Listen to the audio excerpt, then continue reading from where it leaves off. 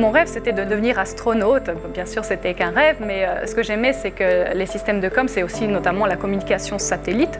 Et donc, il y avait ce lien un peu naturel avec mon rêve que j'avais envie d'explorer à l'époque. Aujourd'hui, je ne travaille pas dans les satellites, mais plutôt dans les réseaux informatiques. Donc, c'est un domaine légèrement différent, mais qui est aussi très aligné avec ce qu'on apprend en système de communication à l'EPFL. Je m'appelle Mathilde Urby, je suis ingénieure en système de communication EPFL. J'ai obtenu mon master en 2002 et puis mon doctorat en 2007. Aujourd'hui, je travaille pour Cisco, leader mondial en réseau informatique. Cisco est implanté à l'EPFL, donc on a pas mal d'ingénieurs EPFL à Cisco et puis aussi de temps en temps des stagiaires qui travaillent pour nous. Could you give me an example of a technology that would fit well with these 3 points? Yeah, we have implemented, for example, On travaille sur des produits clés qui sont dans le réseau, comme les routeurs, les switches. On travaille aussi sur des solutions innovantes pour la collaboration, comme la téléprésence que vous avez ici, mais aussi sur les data centers, sur les réseaux électriques intelligents et plein d'autres choses encore.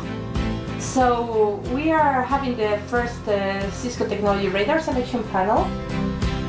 There might be a few startups that are mentioned into the technology profile that describe the technologies, of course, right? But that's more or less it in that case.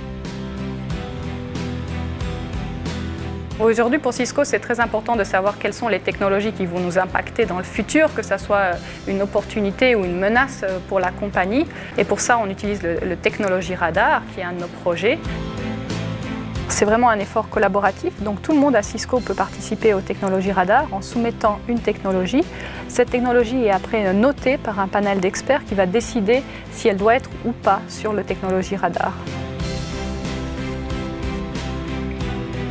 J'étais pas une pro en informatique, pas du tout. J'avais très peu joué avec les ordinateurs avant d'arriver en système de communication et ils me faisaient un peu peur, pour être honnête.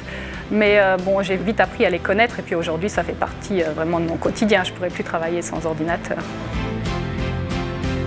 Initialement, j'ai choisi le PFL un petit peu par hasard. Donc, comme beaucoup de personnes, je ne savais pas exactement ce que je voulais faire. J'ai entendu parler de l'EPFL la première fois au Salon de l'étudiant à Luxembourg. Et puis, le PFL m'a tout de suite plu, aussi bien par sa renommée internationale que par la qualité de son enseignement et de sa recherche.